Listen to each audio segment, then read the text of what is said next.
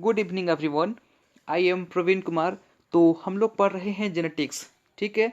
तो जेनेटिक्स में हम लोगों ने काफ़ी सारे पोर्शन कवर कर लिए हैं और लास्ट क्लास में हम लोगों ने dominance and types of dominance discuss किए थे और उस पर कुछ इंपॉर्टेंट एमसीक्यू जो कि काफ़ी इंपॉर्टेंट है उस पर भी हम लोगों ने कुछ डिस्कशन किए थे।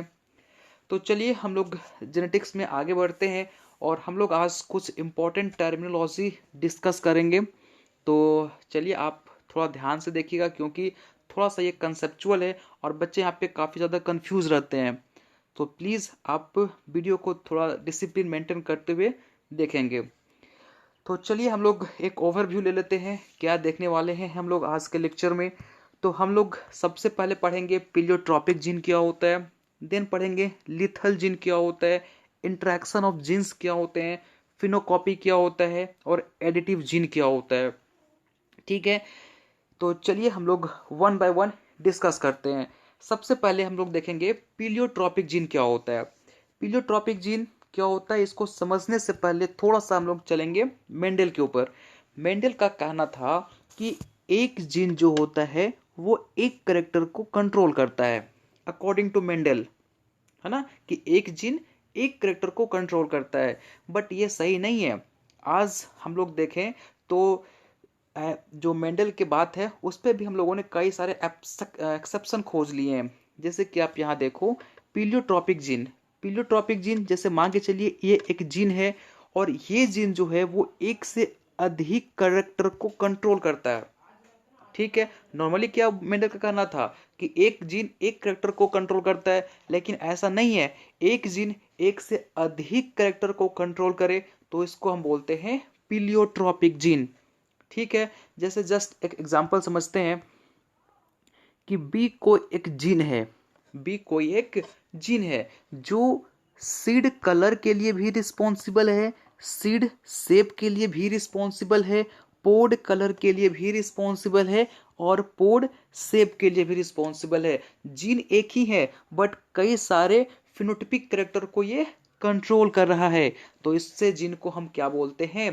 पीलियोट्रॉपिक जीन। आया समझ में? चलिए डेफिनेशन समझते हैं। बोलता है gene which control more than one phenotypic character is called pleiotropic gene. ऐसा जीन जो एक से अधिक करेक्टर को कंट्रोल करे उसको क्या बोलते हैं? Pleiotropic gene. ठीक है। जैसे एक एग्जांपल से समझते हैं, पी प्लांट में कोई एक सिंगल जीन है। पी प्लांट का साइंटिफिक नेम क्या है? Pisum sativum. ठीक है। तो पी प्लांट में कोई एक जीन हम इमेजिन कर लेते हैं। ठीक है। एक्स वाई जेड कोई एक जीन है।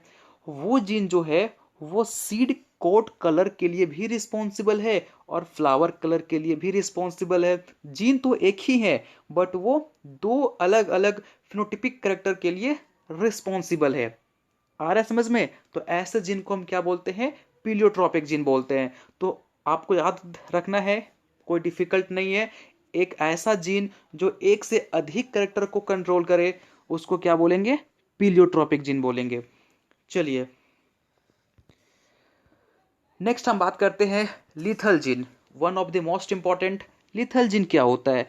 आप इसके नाम भी सुने होंगे बट चलिए इसको हम लोग पहले डिस्कस करते हैं। लीथल जीन क्या होता है देखिए, इसका डेफिनेशन देखिए। The gene causing death of an individual when present homozygous condition.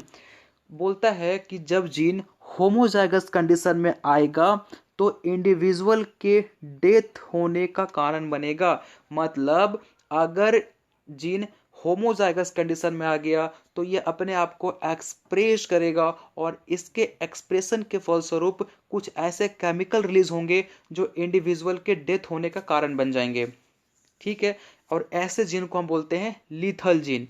ठीक है। मतलब सीधे सी बात है, लीथल जीन जब अपने आप को डोमिनेंट होमोजाइगस कंडीशन में एक्सप्रेस करेगा तो वो इंडिविजुअल को यूट्रस में ही मार देगा। ठीक। इसकी डिस्कवरी सबसे पहले एल क्विनोट नाम के साइंटिस्ट ने किया था कलर ऑफ माइस, चूहे के कलर के ऊपर। उन्होंने दो चूहे के ऊपर स्टडी की थी, येलो कलर और non yellow colour. Non yellow colour मतलब येलो के अलावा कोई भी कलर का माइस हो सकता है, ब्राउन हो सकता है, रेड हो सकता है, व्हाइट हो सकता है, बट येलो के अलावे। ठीक है। तो एक तो येलो कलर था, दूसरा नॉन येलो कलर था। हम लोग इसी को मान के चलेंगे। ठीक है, तो आपको इतना याद रखना है कि लिथल जिन क्या होता है, और इसकी डिस्कवरी एल क्विनोट ने की थी माइस कलर के ऊपर। ठीक है, चलिए, अगर आपको डेफिनेशन क्लियर नहीं हुआ होगा तो कोई बात नहीं, इसके एग्जाम्पल से समझते हैं हम लोग। देखिए, जस्ट इमेजिन करो, वाई एक जीन है और आपका स्मॉल वाई भी एक जीन है। कैपिटल वाई जीन जो है वो एक पीलियोट्रॉपिक जीन है। जैसे हम बोले पीलियोट्रॉपिक, मतलब ये एक से अधिक फिनोटिपिक कैरेक्टर को कंट्रोल करेगा। ठीक है, और आपका स्मॉल वाई एक नॉर्मल जीन है, जैसे बाकी जीन होते हैं नॉर्मल, कोई इसका खास इफेक्ट नहीं है। जैसे नॉर्मल जीन इफेक्ट करते हैं वैसे ये भी अपना इफेक्ट शो कर रहा है। ठीक है, बट कहानी में ट्विस्ट क्या है कि कैपिटल वाई एक पीलियोट्रॉपिक जीन है।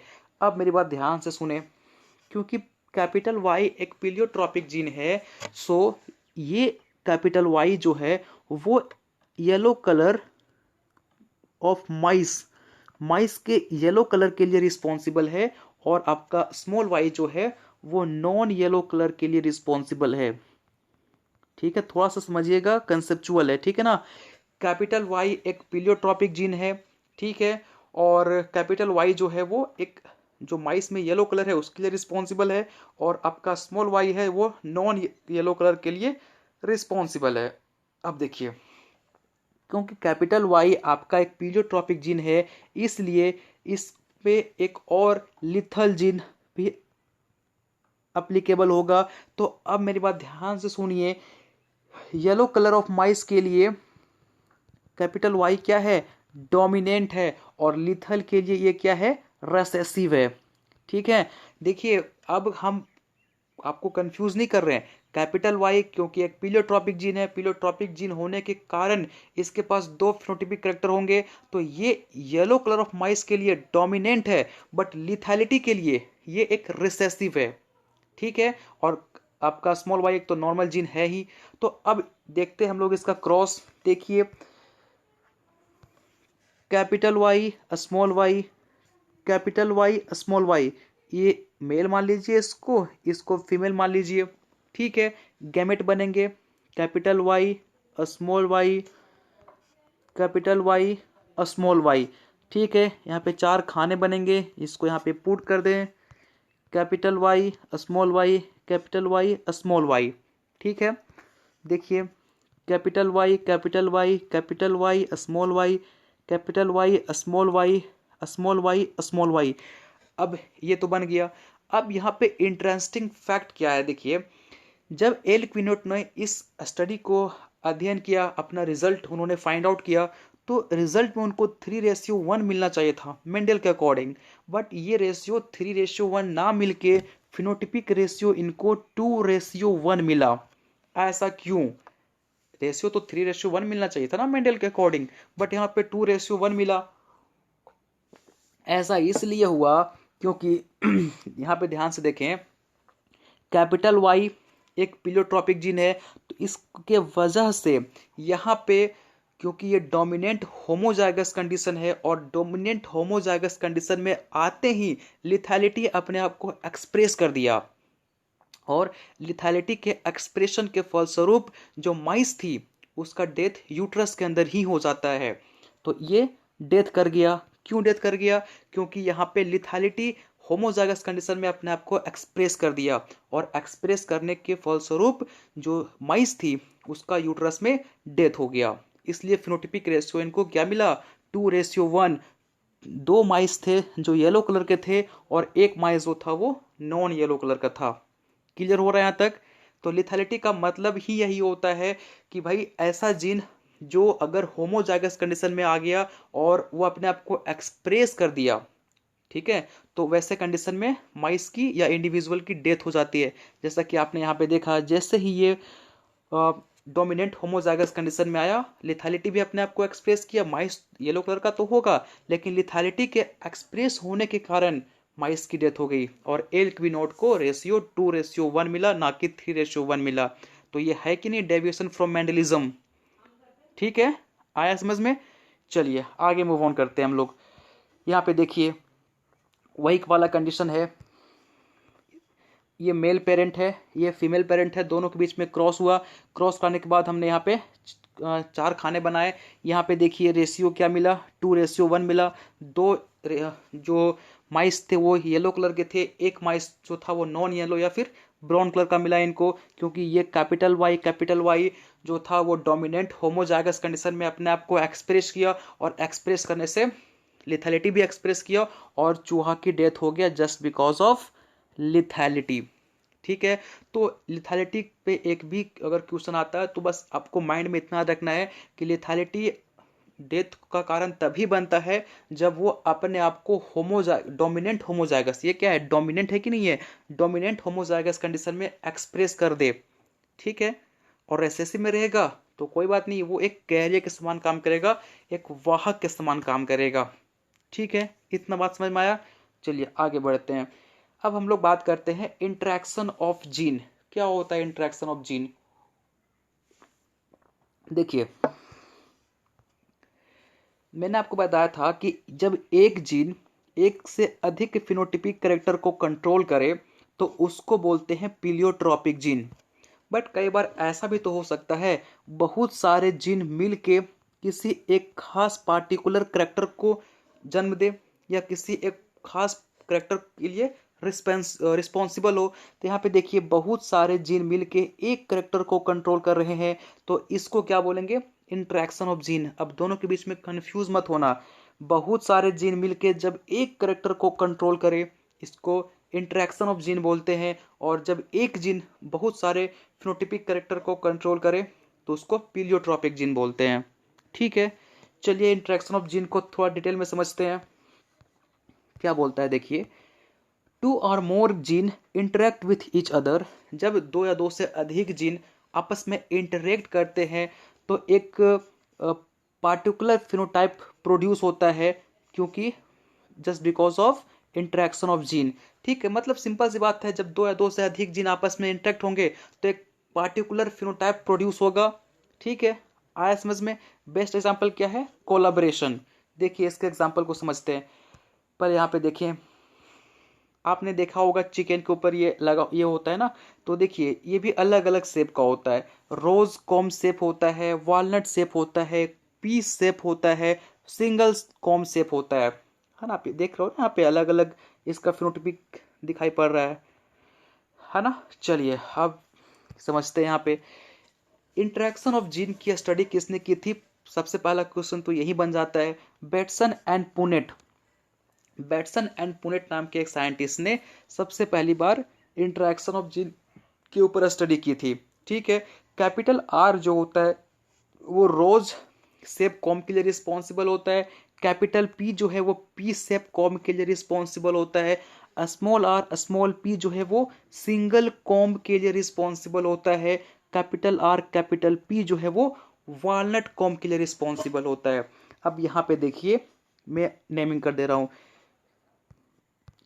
कैपिटल आर किसके लिए रिस्पॉन्सिबल है, कैपिटल आर आपका रोज कॉम के लिए रिस्पॉन्सिबल है। इसी तरीके से आपका कैपिटल पी पी कॉम के लिए रिस्पॉन्सिबल है। स्मॉल आर स्मॉल पी जो है वो किसके लिए रिस्पॉन्सिबल है, सिंगल कॉम के लिए रिस्पॉन्सिबल है। और आपका कैपिटल आर कैपिटल पी जो है वो वॉलनट कॉम के लिए रिस्पॉन्सिबल है।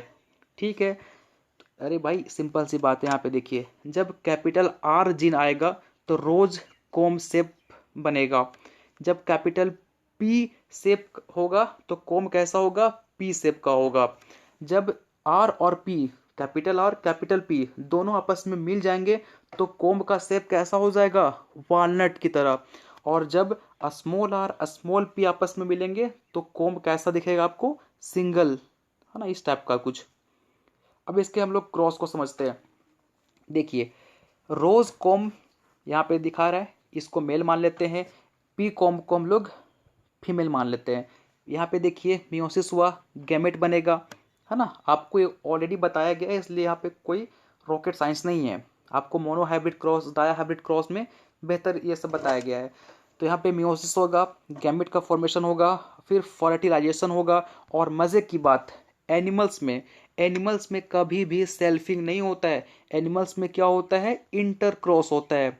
तो इंटरक्रॉस वर्ड जो है वो एनिमल के लिए यूज किया जाता है और सेल्फिंग जो है वो प्लांट के लिए यूज किया जाता है। तो जब आप रोज कोम को क्रॉस करोगे पी कोम के साथ, तो F1 जनरेशन में जो कोम दिखाई पड़ेगा वो सारे के सारे वॉलनट कोम दिखाई पड़ेंगे। क्यों?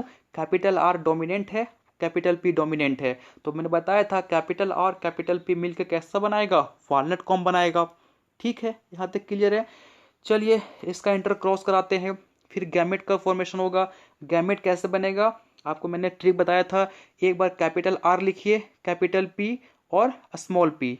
ठीक है, फिर स्मॉल आर लिखिए, कैपिटल पी स्मॉल पी। इसी तरीके से यहाँ, और यहाँ पे कितने खाने बनेंगे इसके लिए भी मैंने आपको ट्रिक बताया था। इस सारे गैमेट को इससे मल्टीप्लाई कर दीजिए, तो 4 4 जा 16, 16 खाने यहाँ बनेंगे। अब मजे की बात यहाँ पे क्या है, यहाँ पे जब आप भरेंगे तो इसमें आपको ये चीज रियलाइज होगा कि यहाँ पे 9 ऐसे हैं जो वॉलनट हैं। ठीक है, 3 आपको रोज शेप कॉम दिखाई पड़ेंगे, फिर 3 आपको पी शेप कॉम दिखाई पड़ेंगे, और 1 आपको सिंगल कॉम दिखाई पड़ेंगे। और रेशियो क्या आएगा? Phenotypic ratio 3 ratio 9 ratio 3 ratio 3 ratio 1। अब आप बोलोगे सर इतना ज्यादा क्या घुमाने की जरूरत थी, ये तो डाया हाइब्रिड क्रॉस बता रहा है। बट मेरी बात ध्यान से सुने, डाया हाइब्रिड क्रॉस में क्या पढ़ते थे आप? सीड शेप और सीड कलर। वहां पे 2 करेक्टर थे ना, बट यहाँ पे तो एक ही करेक्टर है। यहाँ पे एक ही करेक्टर है ना, कोम शेप। कोम कलर तो नहीं लिया मैंने, सिर्फ कोम शेप लिया है। तो क्योंकि यहाँ पे एक ही करेक्टर है और रेशियो क्या आ गया? 9 रेशियो 3 रेशियो 3 रेशियो 1। करेक्टर एक ही है वहां पे। इसको कंफ्यूज मत करना डाई हाइब्रिड क्रॉस से। डाई हाइब्रिड क्रॉस में हम लोग 2 करेक्टर को ले रहे थे, seed colour seed shape. But यहाँ पे एक ही करेक्टर है और रेशियो क्या आ गया? 9 रेशियो 3 रेशियो 3 रेशियो 1। एक्चुअली में ये है mono hybrid cross, but ratio क्या मिल गया? 9 रेशियो 3 रेशियो 3 रेशियो 1। ठीक है, तो ये हुआ कि नहीं? डेविएशन फ्रॉम मेंडलिज्म हुआ ना भाई।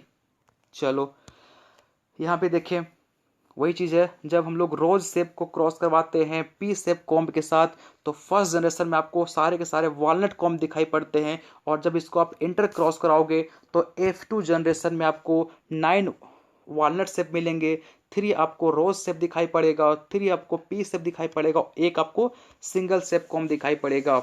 ठीक है, तो कंफ्यूज मत करना कि ये डाई हाइब्रिड क्रॉस है। जस्ट अगर आप थोड़ा सा दिमाग लगाओ तो ये एक मोनो हाइब्रिड क्रॉस है। बट मोनो हाइब्रिड क्रॉस होने के बावजूद 3 रेशियो 1 ना आके क्या मिल रहा है आपको? 9 रेशियो 3 रेशियो 3 रेशियो 1। ठीक है, चलिए आगे बात करते हैं हम लोग। फिनोकॉपी क्या होता है? फिनोकॉपी नाम से पता चल रहा है। फिनोकॉपी देखिए, बोलता है if different genotype are placed in different environmental condition. Different genotype को जब आप डिफरेंट इन्वायरमेंटल कंडीशन में रखते हो तो दे प्रोड्यूस सेम फिनोटाइप। ठीक है, तो उस अलग अलग इन्वायरमेंट में भी एक जैसे फिनोटाइप को ये प्रोड्यूस करते हैं। ठीक है, तब हम बोल सकते हैं कि ये जो जीनोटाइप हैं वो फिनोकॉपी है एक दूसरे के। जैसे मान के चलो ये ए जो है वो अलग जीनोटाइप है, बी एक अलग जीनोटाइप है, दोनों का आपस में कोई रिलेशन नहीं है। जब आप दोनों को अलग अलग इन्वायरमेंटल कंडीशन में रखते हो, जैसे यहाँ पे इसको रख दो जहाँ पे बहुत ज़्यादा गर्मी पड़ता है, इसको रख दो जहाँ पे बहुत ज़्यादा ठंड पड़ती है। ठीक है, बट आप जब इसको अलग अलग कंडीशन में रख दोगे और फिर भी आप नोटिस किए तो आपको पता चला कि नहीं भाई, अलग अलग कंडीशन में रखने पर भी जो फिनोटिपिक है वो सेम है, दोनों का फिनोटाइप सेम आ रहा है। तो इसको क्या बोलेंगे कि ये दूसरे एक दूसरे के क्या हैं? फिनोकॉपी हैं। ठीक है, अरे फोटोकॉपी और फिनोकॉपी में ज़्यादा फर्क थोड़ा नहीं है। फोटोकॉपी में क्या होता है, जो आपका मेन होता है उसी का जस्ट डुप्लीकेट निकल के आता है। यहाँ भी वही है, फिनो मतलब जो करेक्टर है उसी का कॉपी कर रहा है दूसरा वाला जीनोटाइप, है ना, चाहे उसको अलग अलग कंडीशन में ही क्यों ना रख दिया जाए। चलो अब देखते हैं एडिटिव जीन। नाम से पता चल रहा है एडिटिव जीन। इसको पहले हम लोग एक एग्जांपल समझते हैं। जैसे समझो ए जीन जो है वो पर्पल कलर के लिए रिस्पॉन्सिबल है। ठीक है, बी जीन है ये भी पर्पल कलर के लिए रिस्पॉन्सिबल है। मतलब ए जीन जो है वो पर्पल कलर को बनाता था, बी जीन है वो भी पर्पल कलर को बनाता था। अब क्या हुआ, जब दोनों जीन आपस में मिल के काम करने लगे, ए एंड बी जीन आपस में मिल के काम करने लगे, तो कलर कैसा बन गया? डीप कलर बन गया या फिर डीप पर्पल कलर बन गया, है ना। क्यों बना? क्योंकि दोनों का यहाँ पे जो एक्सप्रेशन था वो जुड़ गया, है ना, और जुड़ने के कारण जो कलर था वो ज़्यादा डीप हो गया। अरे ऐसा समझो ना कि सपोज ए आपका एक दोस्त है, वो पढ़ने में अच्छा है, बी जो है वो भी पढ़ने में अच्छा है। जब दोनों आपस में मिल के पढ़ने लगे तो जाहिर सी बात है दोनों के बीच में आपस में शेयर होगा, नॉलेज आपस में शेयर करेंगे तो काफ़ी ज़्यादा इफेक्टिव होगा, है ना। तो वही चीज़ यहाँ भी है। अब डेफिनेशन समझते हैं क्या बोल रहा है। बोलता है there are two non allelic allelic dominant gene. आपस में ये एलेलिक है क्या? नहीं, एलेलिक का मतलब क्या हो गया? कैपिटल ए का स्मॉल ए, ठीक है। नॉन एलेलिक का मतलब क्या हो गया? कैपिटल ए का स्मॉल बी। आपस में को रिलेशन ना हो, आपस में ये एलिल नहीं है, ठीक है। तो there are two non allelic dominant gene. जब दो नॉन एलेलिक डोमिनेंट जीन, ठीक है, जो शोइंग करते हैं सिमिलर करेक्टर, जो एक जैसे करेक्टर को शो करते हैं, व्हेन प्रेजेंट सेपरेटली, जिसको अगर आप अलग अलग रख दो, ठीक है, but their expression show additive value. But इनके जो एक्सप्रेशन है वो एडिटिव वैल्यू शो करता है जब ये एक साथ प्रेजेंट होते हैं। मैंने आपको बताया कि ए पर्पल कलर को शो करता है, बी भी पर्पल कलर को शो करता है। दोनों को जैसे आप एक साथ रख दोगे, दोनों का एक्सप्रेशन जुड़ जाएगा और कलर कैसा हो जाएगा? डीप पर्पल कलर हो जाएगा, ठीक है। तो चलिए आज के लेक्चर में इतना ही रखते हैं। नेक्स्ट लेक्चर में मिलते हैं हम लोग कुछ नया टॉपिक के साथ जो आपको पढ़ना है आगे जेनेटिक्स में। और एक इम्पॉर्टेंट इन्फॉर्मेशन, यदि आपको लेक्चर में या फिर हमारे जितने भी लेक्चर यूट्यूब पे डले हुए हैं या फिर आप कोई बुक पढ़ते हो, कोई डाउट आपको होता है, तो आप सीधा हमारे व्हाट्सएप ग्रुप पे ज्वाइन करके अपना डाउट पूछ सकते हो, ठीक है। तो प्लीज़ इस का फ़ायदा उठाएं, आप ही के बेनिफिट के लिए किया गया है। और तो चलिए, थैंक यू सो मच।